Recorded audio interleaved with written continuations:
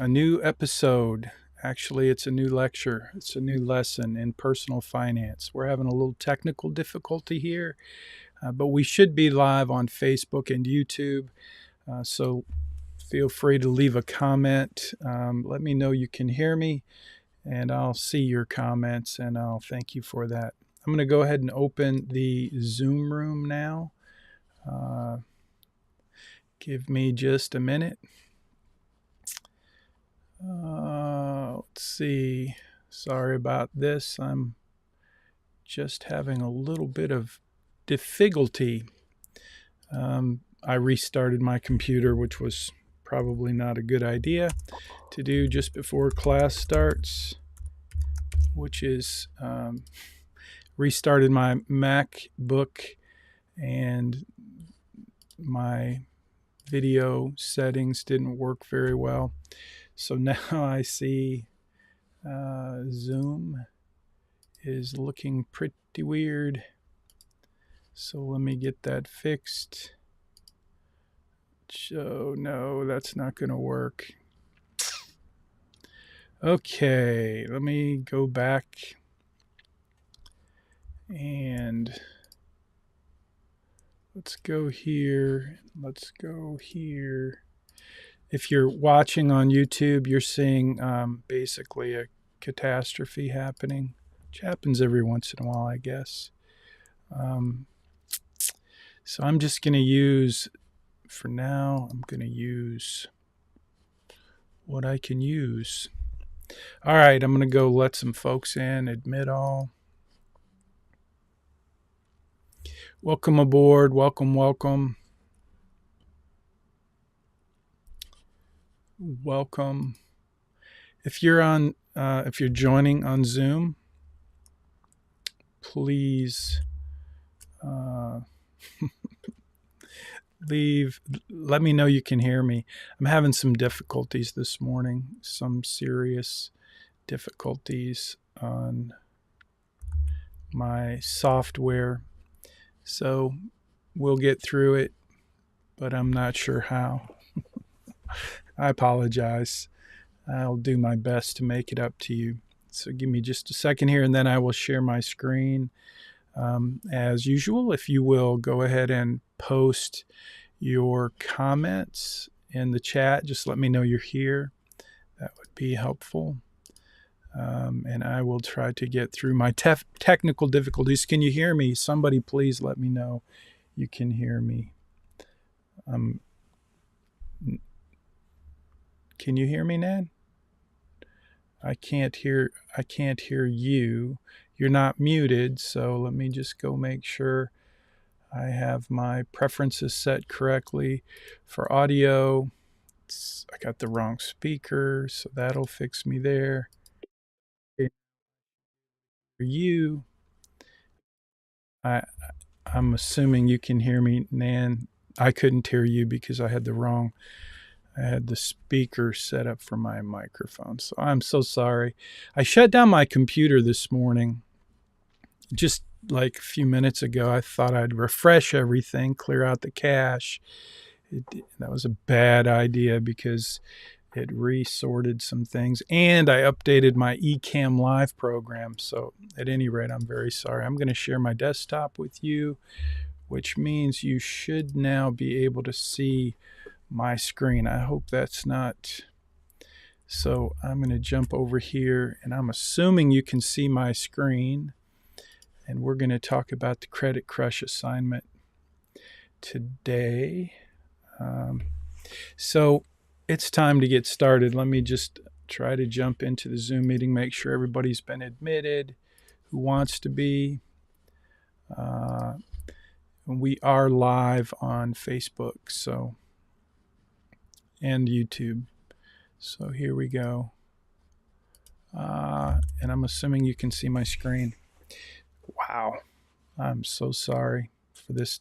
I'm having to basically figure out things as I go here. So hopefully you're seeing my screen. I'm showing you Safari, what's on my screen. And this is a post that I created this morning, which is the assignment for this week, the Credit Crush Part 1 assignment.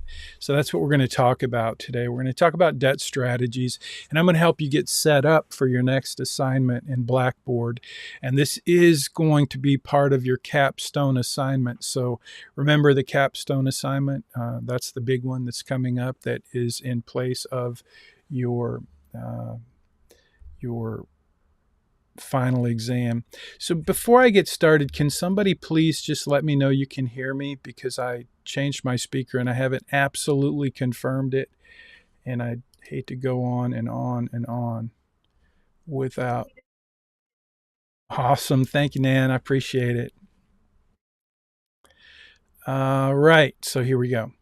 So I wanted to talk about last week's assignment before I jump into this week's assignment. And I just wanted to let you know that, well, it's my favorite assignment to grade, the first memories of money and the interview. And I just can't tell you how much I appreciate you guys sharing your stories. I know it's a very unique assignment.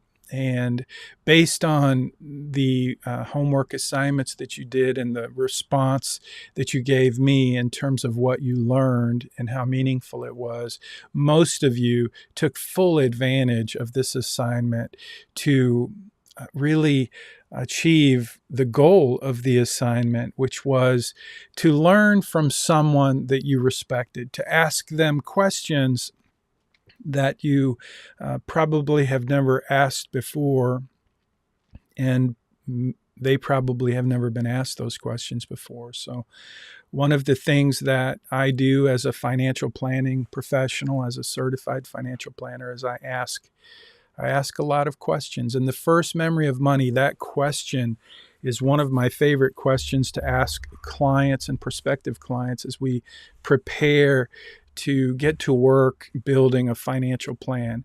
And as you guys discovered, a lot of you discovered this in a very meaningful way as you interviewed someone in your family that you respected. And I think you'll discover this more and more as you move forward, as this has kind of been this idea that your first memories about money kind of set the table for your the way you think about and the way you behave with money throughout your lifetime.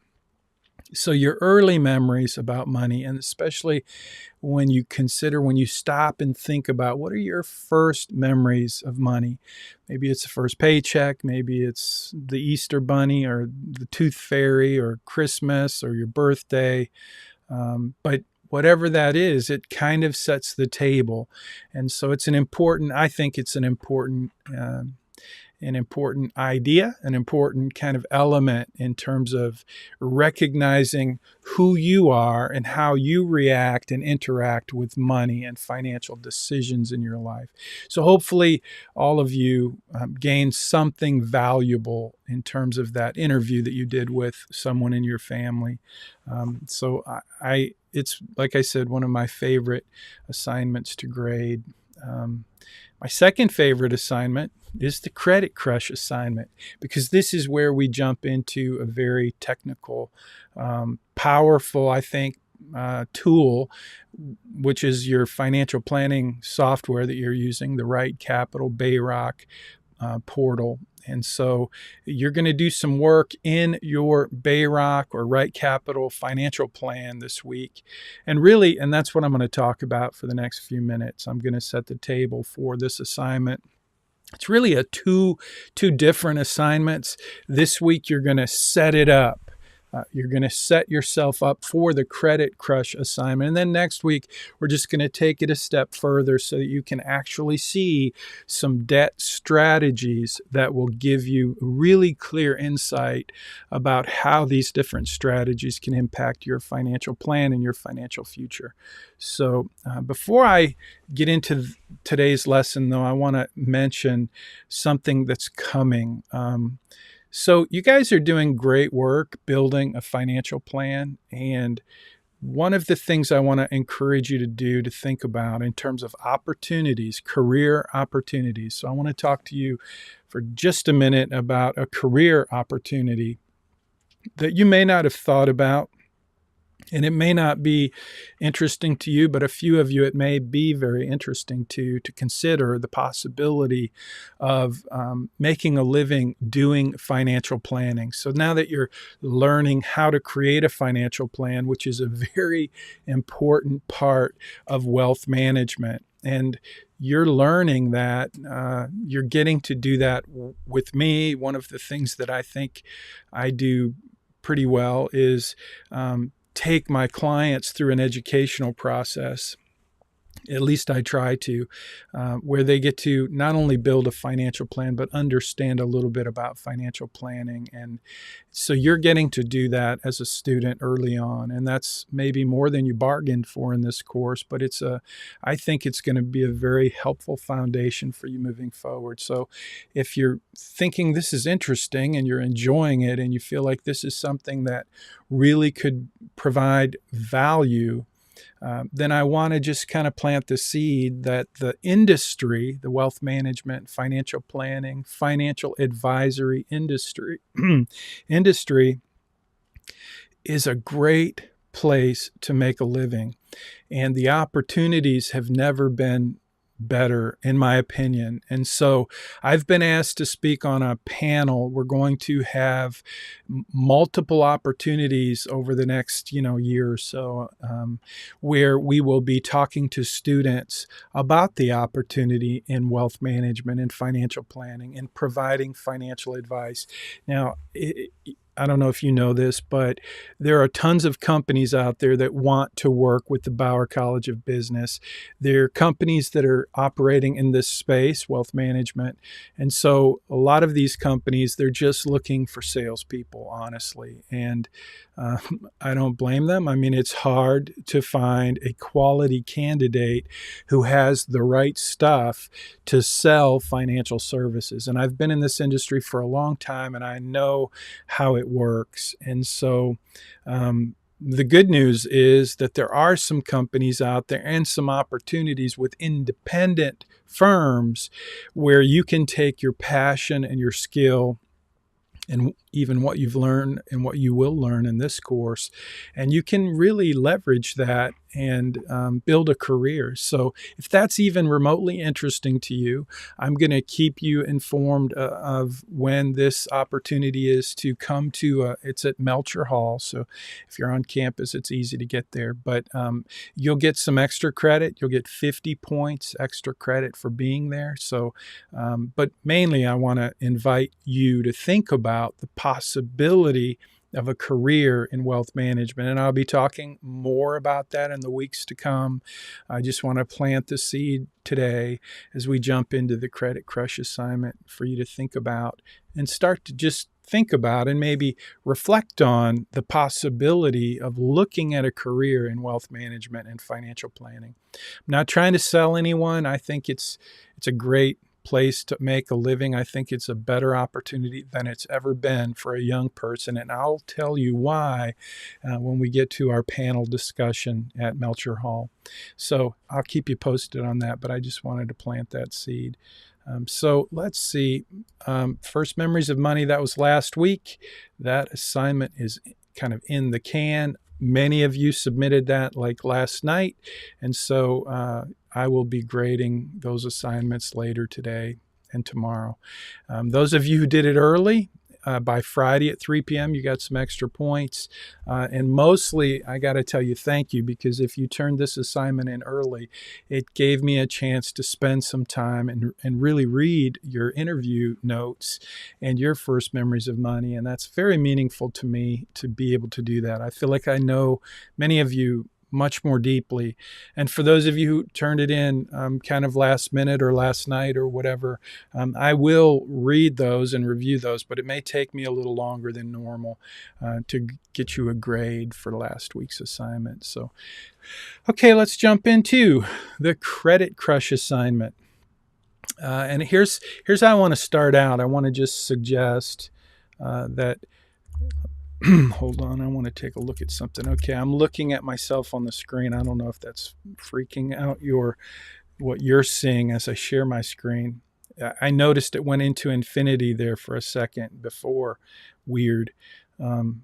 So hopefully it's looking okay. And you can see what I'm seeing, which is this paragraph that says, now that you've moved out on your own, invested in your dream house, purchased your cool ride, and racked up some credit card debt, let's learn a few debt strategies to help you move toward your goal of becoming a millionaire by age 50. So this paragraph may make zero sense to you at this moment. So let me help you understand what I'm saying here. As we move into the Credit Crush assignment, we're going to be setting up your financial plan.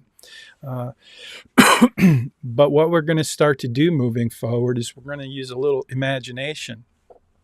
So starting this week, we're going to add some elements to your financial plan that are totally made up. So we're going to start out by doing a little research, and I'll talk about that research in a minute. But you're basically going to do 3 things in your financial plan this week. This week's assignment is for you to do some research, and based on that research, you're going to make 3 purchases, or you're going to add 3 things to your financial plan. Number 1, like I say here, you've moved out on your own, so you're going to have to do some research to figure out. We're going to go back to that detailed spending plan, that detailed budget, those numbers that create your pre-retirement expenses. Okay, that's a huge part of any financial plan. You've got this group of expenses, your living expenses. That's like the core piece of your financial plan. And when I work with clients and build a financial plan, that takes a lot of time typically to really get clear about what are your expenses? How much do you spend in a year, in a month? Because those expenses are what drive the probabilities of success in your financial plan. If your expenses are low and your income's high, you have a much easier way to meet your higher probability of success. But if your expenses are high and your income's low, obviously that's going to make it much more difficult for you. And so as we go forward in this course, we're going to be building your financial plan. We're going to be adding components. But it's going to be very important that you pay close attention all the way through the course and all the way through your life to your pre-retirement expenses. So I'm going to ask you to go back and take a closer look at those, because as we move forward, I'm going to be looking more closely at those. And this week is an opportunity for you to do a little research and think forward about how much do you think you're going to be spending after you retire, after you have your own household budget. You're living on your own, as I say in this paragraph. You've moved out of the house, you're on your own. You're going to have to do some research. You're going to have to do some real thinking about all of those expenses that currently are being paid by someone else, or being paid through your student loans, or being paid because of scholarships, or because of parental assistance or government assistance or whatever. So you're going to have to think about all of those expenses, from your phone bill to your internet, to your utilities, to the fuel for your vehicle, to the insurance for your vehicle, your housing, your insurance for your housing, your health insurance, all of those things, all of those parts of living expenses. That's what I want you to start to think about. And I want you to think about it in the context of being out on your own after you graduate. Now, I know that's a big reach for some of you to try to wrap your head around how much will it cost, but that's what you're going to do. You're going to build your financial plan starting this week. You're going to build your financial plan based on some of these expectations and assumptions that are really based on your research. And hopefully you'll do a reasonably good job of forecasting the expenses that you're going to have in your life after you move out, after you're on your own. So, in that context, I want you this week to do some additional research and figure out if you get the job that you really want to get when you graduate based on your degree, your focus, I want you to do a little research and figure out how much income you can expect to have when you graduate. That's going to be a big part of your financial plan. You are going to build that into your financial plan. So you'll see how to do that. If you haven't already, you should already know how to go in and add your income to your plan. But you're going to do that, expenses, income, that's the first part really.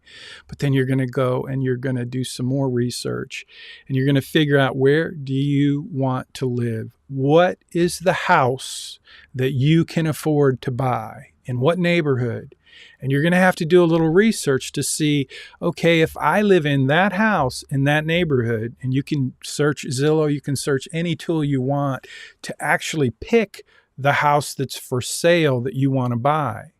And then you're going to have to do a little more research to see what kind of interest rate are you going to have to pay in order to get a loan, a mortgage on that house. And you're going to build that into your financial plan. You're going to see where to do that.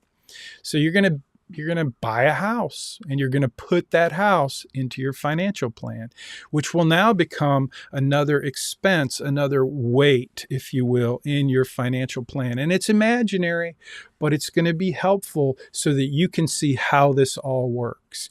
So you're going to do a little research. You're going to go shopping for a house. You're going to plug that house into your financial plan, and you're going to use as many of those fields in that data card as possible, and you'll see that in the assignment.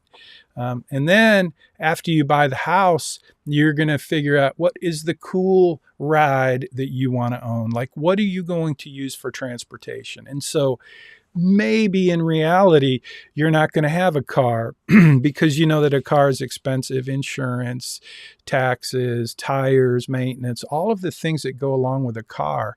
Maybe in reality, you're not going to have a car, but for the purpose of this assignment, you're going to go find your dream car. So I may have mentioned last week that I upgraded my motorcycle. I've been driving a 2006 Goldwing motorcycle for some time, and I've been thinking, okay, one day I'm going to get a new one. Well, in 2018, Honda came out with a DCT, dual clutch transmission. That's an automatic transmission. So this week, I picked up my new motorcycle. It's new to me. It's a 2018 with 10,000 miles. So I had to pay taxes on that. I had to get a new tire. I needed to get some oil to do an oil change. So all these expenses, my wife is going to go pay taxes today so that I can register that new vehicle. There's a lot of expenses that come with vehicles, even if it's a motorcycle. I had to go on campus yesterday because they won't give you a new tag for parking. You have to pay for the next, even though I traded bikes, I would have thought they'd give me a new tag since the old bike's gone, but no, I had to pay $100, $95 to get a new sticker to park on campus. So expenses. Your vehicle is part of your assignment this week. You're going to pick, a lot of you are going to go for the Tesla or the Beamer or whatever, but pick the car, your dream car. And remember, it's kind of for fun, but it's really to help illustrate the cost of these things in your life. And so treat yourself nicely. Get the cool car, your dream car. When you buy your house, I would encourage you to think about buying a house the way that you would think about buying a house. Okay, so some of you are smart enough to know that you want to buy as much house as you can afford as early on, because your assumption is, and this may be an accurate assumption, that the cost of a house is just going to keep going up. Now, that's a good assumption for you to work off of. If that's your assumption, then you would want to buy as much house as you can afford. So just use a good thought process. I'm going to ask you to tell me why you chose that house. So it's going to have to be something you can afford based on the assumption that you're making X number of dollars because you got the job that you wanted to get after you graduated. Does that make sense? I hope that makes sense. I'm going to jump over to Zoom and see if I have any any chats. I don't see any chats. Let's see chats. If you have any questions, okay. You can hear me. That's great. So if you have any questions, I'm looking at chat. You're probably seeing the chat on the screen now. Let me go back to get the chat out of there. I'm kind of working in the dark here because the normal tool that I use, Ecamm Live, for the video is not working, and so I'm improvising, and I'm really not sure how it's coming out on your end, but I'm assuming you're seeing my screen the same thing I'm seeing. So that, again, you're going to make 3 purchases. Number 1 is your house. Number 2 is your dream car. And number 3 is I want you to get some credit card debt.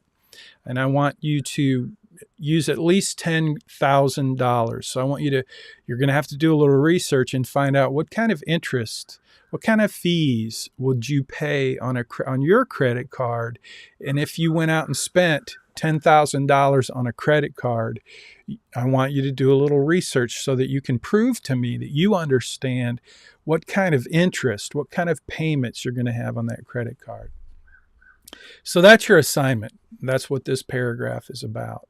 And we're going to use Billy and Sally. I'm going to tell you a story here about Billy and Sally, because Billy and Sally are they're the subjects of the Credit Crush assignment. When I started teaching this course back in 2012, January of 2012, I shared a little bit about my story. My friend Sam and my other friends at Einstein Bagel, we would get together every week to just share life. And I was a little nervous because I'm going to be teaching personal finance at the University of Houston at the Bauer College of Business. And it was a big deal to me, and it still is.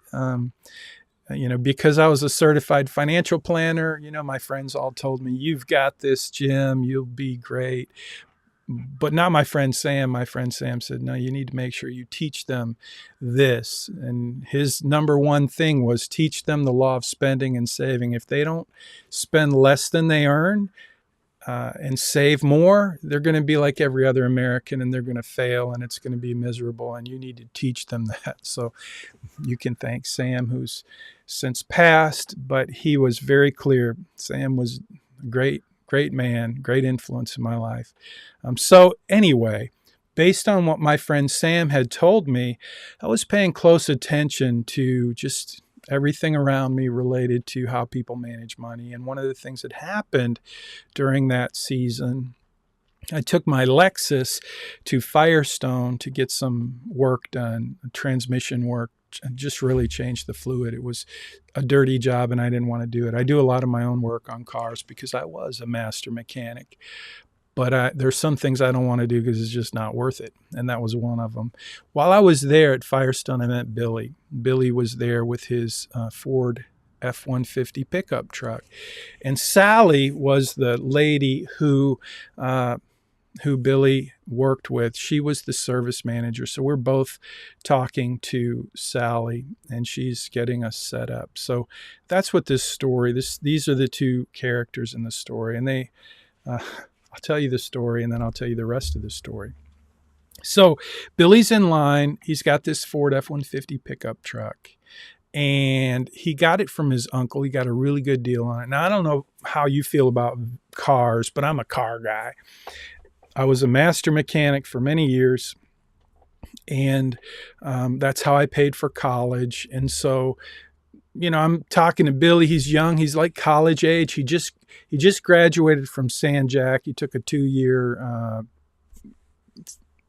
tech training, and he was working at a marathon plant in Texas City. And I happened to have a little business there in Texas City. I had just sold it, but it was a vending machine business. So I owned 19 vending machines in the plant that Billy worked at. So that's how we kind of connected. He worked in that plant. He lived at home. He was making really good money. I had a 2-year technical degree, and he was making really good money. And he bought this vehicle, this F-150 truck, from his uncle, got a really good deal. It was a great looking truck. And I don't know what you know about F-150s, but Ford F-150 pickup truck is the single most popular vehicle ever sold in the world. Okay, it has sold more units. I'm pretty sure I'm right. I'm 100% sure I'm right. That doesn't mean I'm right. I could be wrong, but I'm 100% sure I'm right. And I'm pretty sure I'm right. Ford F-150 has sold more units than any vehicle in automotive history. Okay, so it's a very popular truck. Being a master mechanic, I understood why it's such a popular vehicle. It's just well built. They say built Ford tough. Well, the Ford pickup truck is built like nothing else. It's built well. And so anyway, I was like, dude, that's awesome. I'd love to have a Ford F-150. I don't really need one, so I'm not going to buy one. But anyway, he had this truck. It needed tires. He came to Firestone to buy tires. So I'm just going to ask you to think about how much do you think it would cost to replace 4 tires on a Ford F-150? So just if you probably don't know, I don't know right now, but every time I go to Costco, I look at the tires and I think I need some tires on my Lexus. But what do you think it costs? If you're on Facebook or you're in YouTube, tell me what you think it would cost. 5,000, Julie says. That's a lot. It's not quite that much. So think about this, Julie. You got 4 tires, 4 rubber tires. 5,000 is a lot for the tires.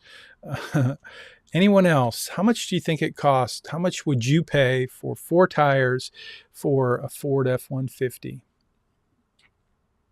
I don't see any comments in the chat and Zoom. No, I'm not seeing any. Maybe 1,500, Karen says. That's a lot, but could be. Tires have gone up like everything has gone up thanks to inflation. 700. Shelby says 700. Jessica 900. 800. Sahil says. So, those are all good guesses. Honestly, I don't know today what it would cost, but back then it was about $200 a tire installed. But Billy had a coupon, so it was a sale price. He was there to buy these tires on sale. And they were a discounted tire, kind of a low-end tire. And so he meets Sally. He meets Sally in the,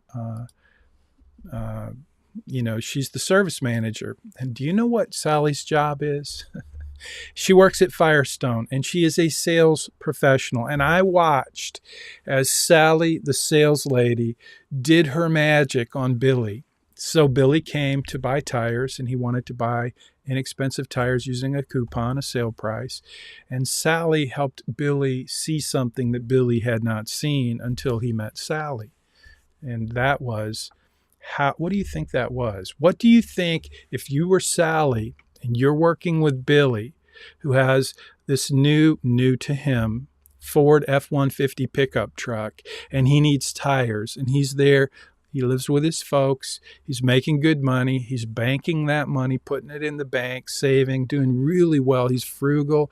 He's going out shopping to get a good deal on these tires, and he meets Sally. How do you think Sally changed the conversation for Billy with his truck and this purchase of tires? What do you think maybe Sally started to talk to Billy about? Instead of buying these cheap tires that are on sale, if any of you have ever worked in the sales profession, or maybe any of you have ever actually had a sales professional work on you, just think about it for a minute. Come on, you got to have some insights here. If you're not watching Netflix right now, if you're thinking about this experience with Billy there to buy tires, and he meets Sally, the salesperson, who's a very, very good salesperson. And as you can see, Sally and Billy, that's Sally and Billy later on in life. And you can imagine what happened. Put him on an annual maintenance or replacement plan. Julie, that's not a bad idea. That's a subscription-based deal that produces a lifetime of income for whoever Sally's selling for. Actually, what she did was she said, you know what, Billy? Those cheap tires that are on sale, they'll do just fine. If you want those, we can take care of that. But have you thought about maybe upgrading to these nicer tires, because Billy, that's a good looking truck, but these tires over here, these more expensive tires, they're going to transform that truck, Billy. And man, you're going to look like $1,000,000. I mean, those were almost her words. Not the truck is going to look like $1,000,000, but Billy, you are going to look like $1,000,000. So imagine, I mean, you've been worked by a salesperson before. Do you get how it works? It's like it's not so much about the value of the tires or the quality of the tires. It's about you having something that's going to make you feel special, that's going to make you better than what? Better than the you were when you walked in. Better than the guy next door or the gal next door. Better than the next truck on the street. Whatever. Sally was really good at her job. So that's what happened. What do you think happened next? Someone who's had a little experience with tires and whatnot on a vehicle. What do you think? What other item might Sally have mentioned to Billy to make his Ford F-150 go from the uncle's truck to Billy's fine ride? Come on, what else? I'm looking at those comments and I'm not seeing a whole lot. New upholstery. Julie, I like the way you think. It wasn't upholstery, though. She's sticking with the mechanical stuff, the tires, and a couple other things related to the tires. What else? Somebody, come on, some of you dudes out there that are vehicle rims. Thank you, Julie. You got it. Yeah, rims. Because with those cool tires that Sally's trying to sell Billy, they're going to look pretty boring on the original rims, but we could really put some bling into this deal if we upgrade the rims. So now Billy went from buying these cheap tires to these more expensive tires to these nice tires and rims. And what else? Anyone else got a suggestion? What else might have gone into the deal? What else would Sally, the service manager, the super sales lady, what else might she recommend for Billy in this scenario? As I'm watching Sally work, because remember, I was a master mechanic for years and I understood, I worked kind of like a service manager in my role as a mechanic all those years. I mean, I constantly was talking to customers about different things they should do to improve the value and the, serviceability of their vehicles. And so new upgrade on the motor. Not really. That's probably something she could have sold, but here's what she did sell. She took the cheap tires and converted those to the more expensive tires with the more expensive rims. And then she suggested, you know what? You really should get an alignment, which is absolutely right. If you get new tires on your vehicle, you can look at the old tires and see how they're wearing. There are 3 angles in an alignment. There's toe, that's the tires going in like this. And there's caster. If you think about, like, if you ever pushed a shopping cart, the front wheels, they're like leaning in a certain way. That's caster. That's an angle where the tires change angle. And then there's camber. Camber is when the tires go in and out like this. So those 3 angles on certain vehicles are adjustable. On a Ford F-150, the way you change the camber is you have to bend the I-beam. It's a very expensive piece of service. Toe is adjusted by turning the tow bar, or the tie rod ends have an adjustment. So that's what makes the tires go in. If your tires are out of alignment with toe, it can ruin them really fast. So Sally was right. She sold him a lifetime alignment.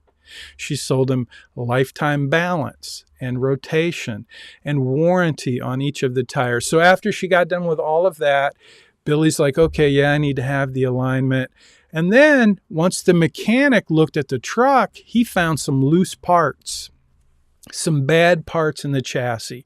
And remember, if you're changing those angles on the alignment, That only works if all of those parts are in good condition and tight. If one of them's worn out and wobbly, you can adjust it all day long, but the tires are not going to be in alignment because those parts that hold the suspension together are loose, worn, and flopping around. And so once the mechanic checked out Billy's truck, he found about $600 worth of repairs that needed to be made so that they could do the alignment. Now, let me ask you this, Julie. Let's go back to how much do you think Billy is going to be signing up for from Sally when it's all said and done? He came in to buy these cheap tires on sale. Instead, he bought the better tires. He bought the cool rims. He got the lifetime alignment and balance, and he had to have the repairs done on his truck. Now, instead of $800, how much do you think the total bill is going to be for Billy? Julie says $3,500. Anyone else? That's not a bad guess.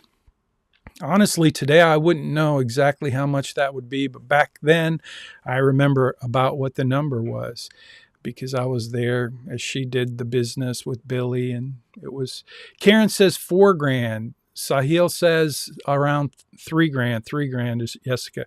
So it's more like $5,000 actually. By the time they get the wheels, the tires, the alignment, the repairs, the tax, the warranty, it's close to $5,000. I should have stuck with my original. Well, you were right, Julie.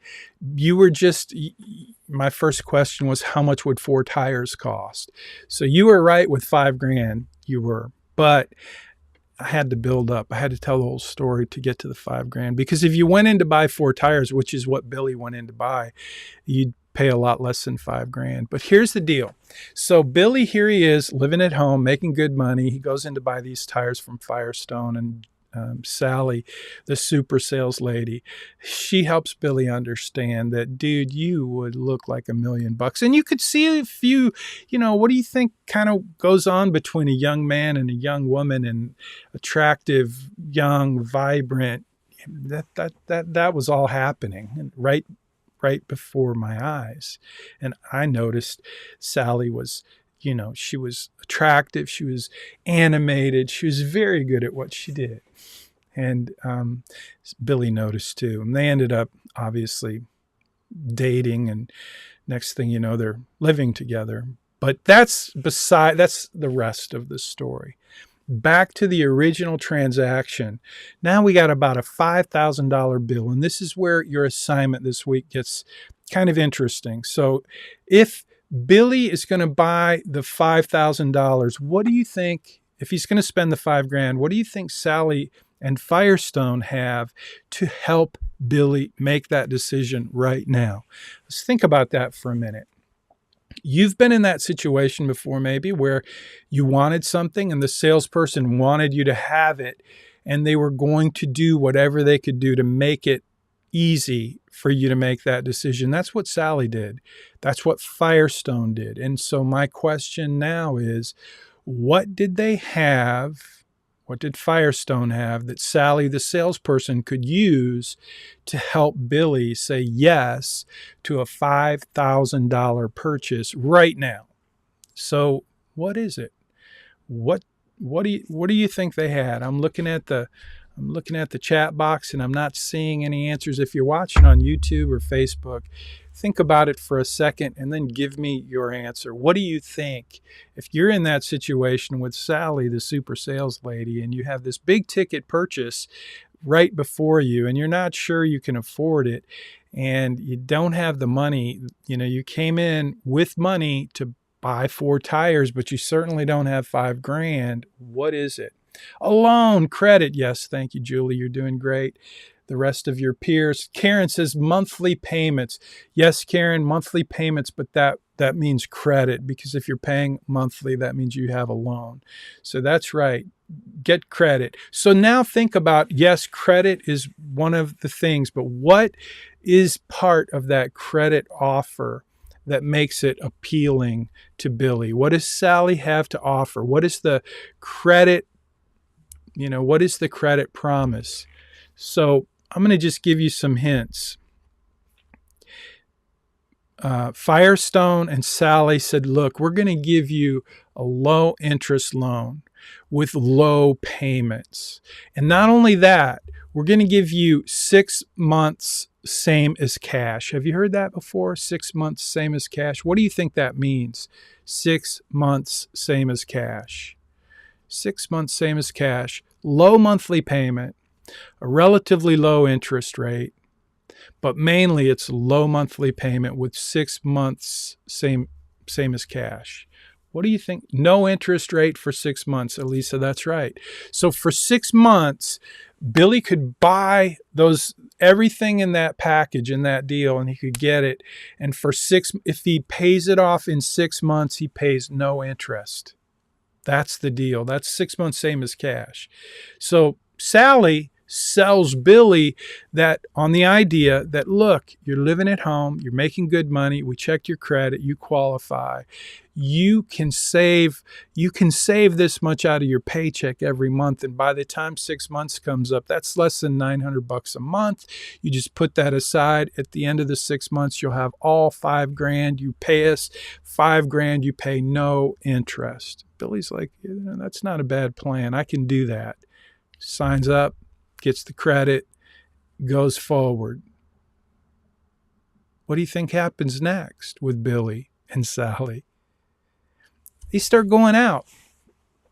Billy and Sally fall in love. They get an apartment.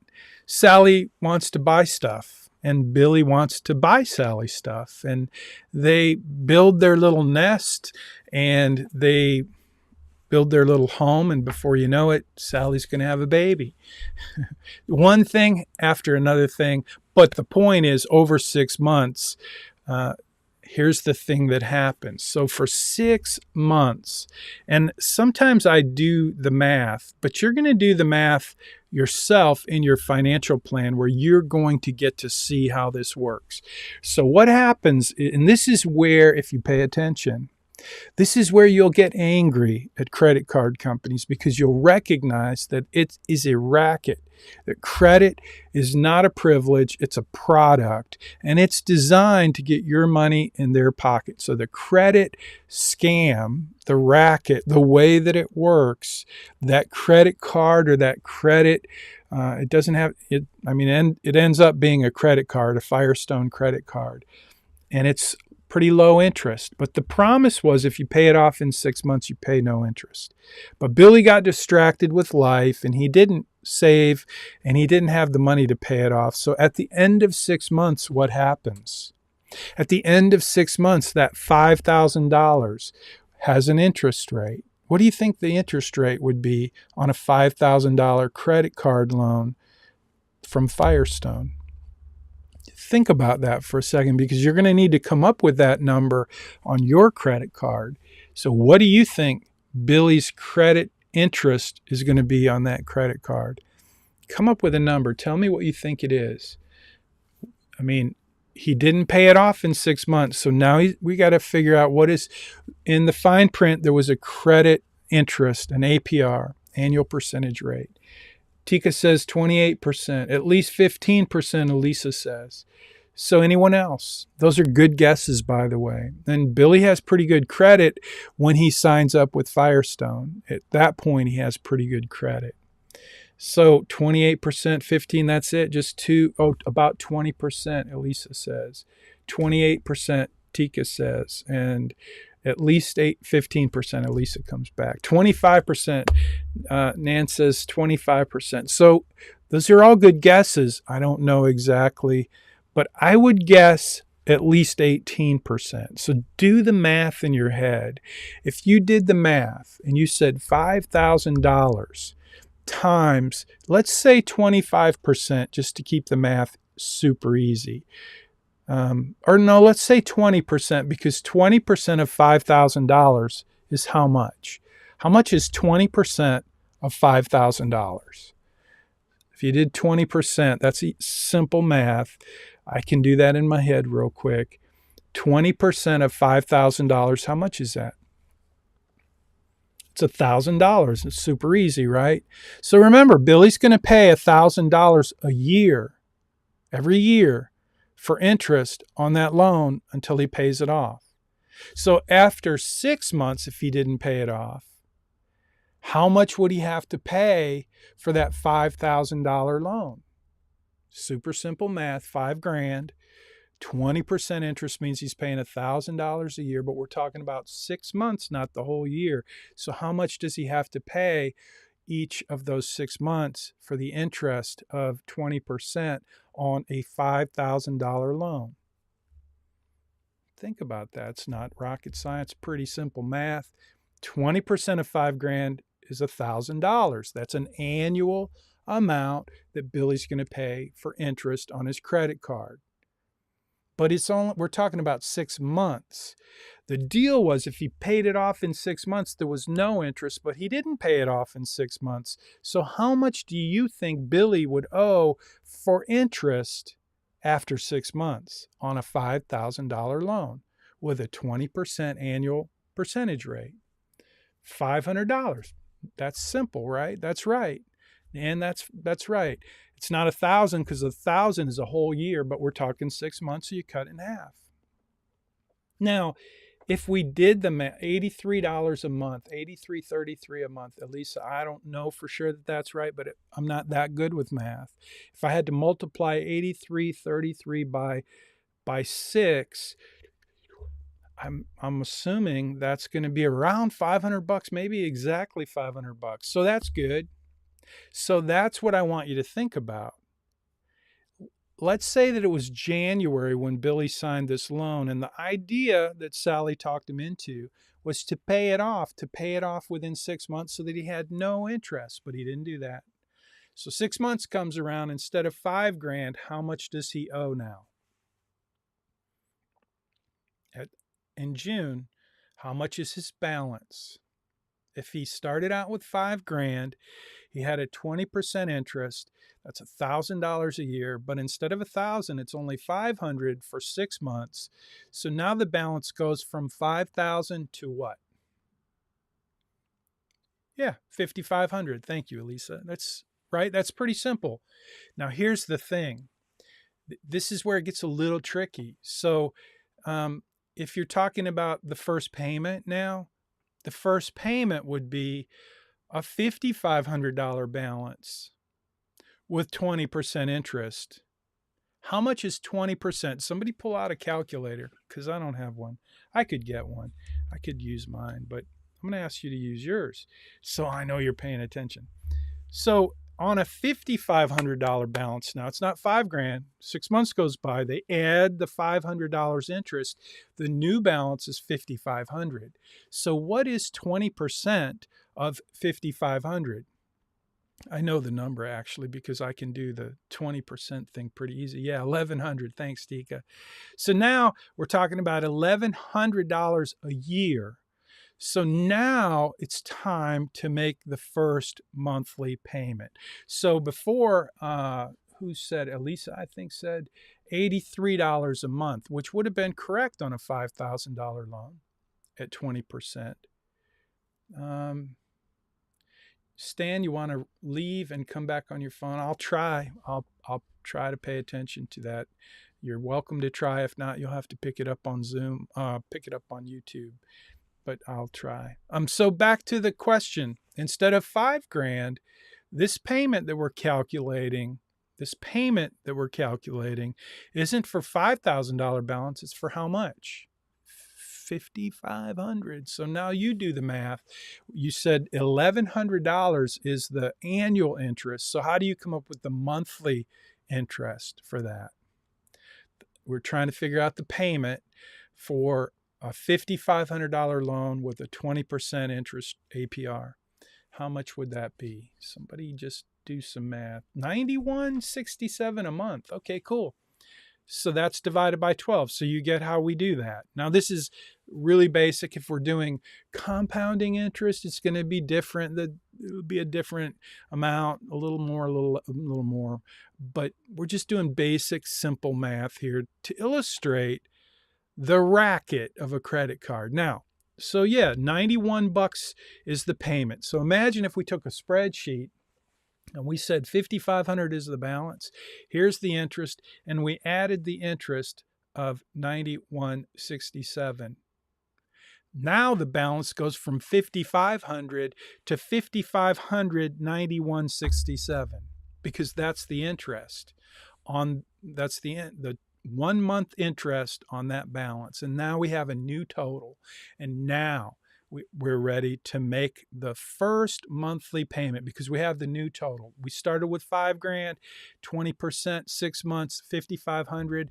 Now we have to calculate the interest on that entire new amount, and it's 9167. And now, boom, we're going to make a payment. The minimum payment, what do you think? Remember when Sally sold this deal to Billy, and this is how credit cards work. One of the benefits is a low monthly payment. Sounds good, right?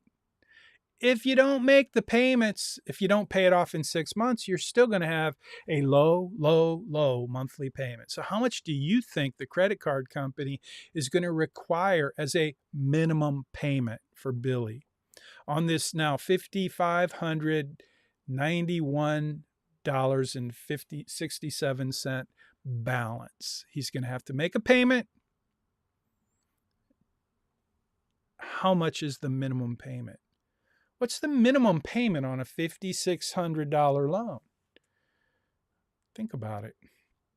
I can wait. Give me a guess. Somebody give me a guess. At least 80 to 100. Tika, that would make sense, right?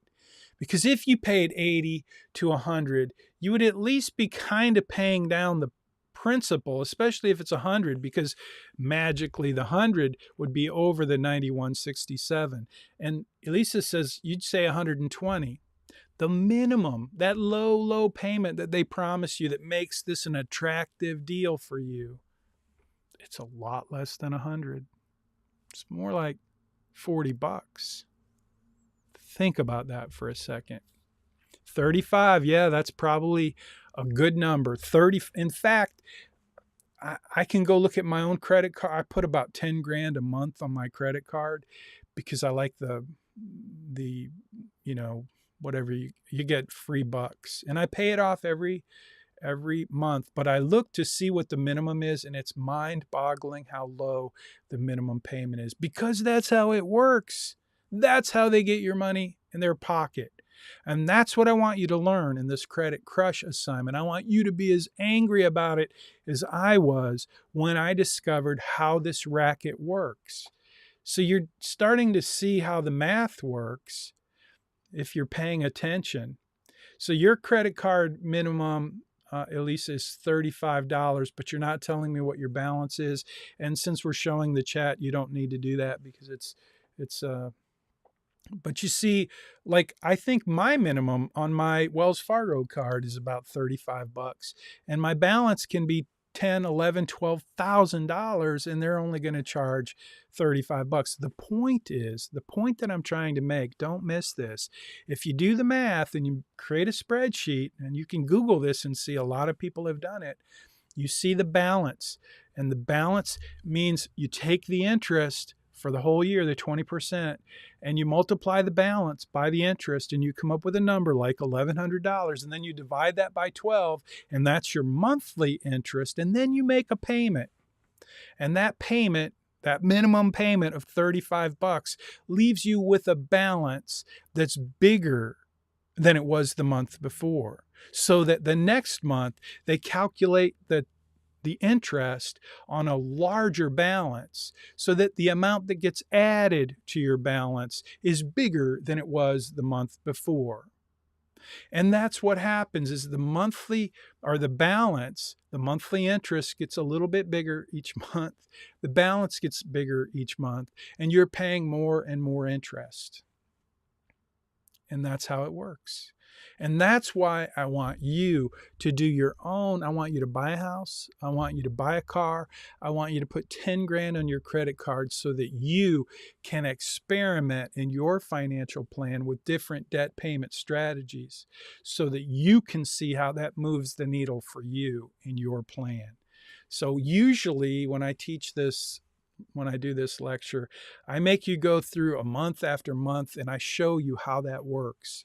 But now we get to do that in your own financial plan. And if you're paying attention, if you do this assignment with a little bit of attentiveness, you're going to see what I saw when I was buried in debt and when I had to face the music of getting out of debt. My wife helped me understand what Billy missed, and I don't know that Sally really got it either.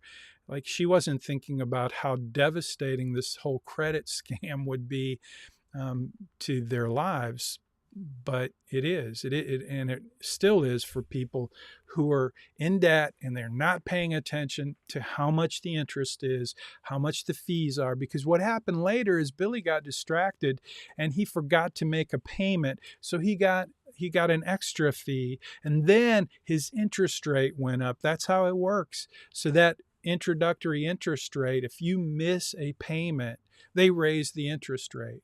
They don't necessarily raise the minimum, but they might raise the minimum.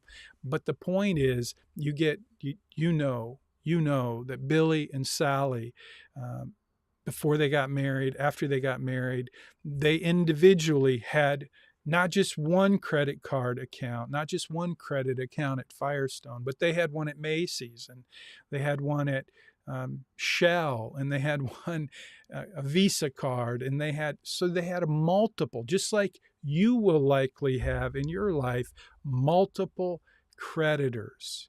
And each of those creditors has an interest rate and a minimum payment, and each of those are doing their same form of the exact same racket. And so you have to pay attention to the setup. And that's what you're going to do this week and next week in the Credit Crush assignment. So it is 11:04. I have gone over a couple of minutes. I hope this story of Billy and Sally sets the table for you to go and start to do a little experimenting in your own plan so that you can see how these different strategies work. That's what we're going to focus on this week and next week. So you have a couple of weeks. You're going to have 2 assignments, 100 points total. Remember, if you submit your assignment by 3 o'clock on Friday, you get 20% bump.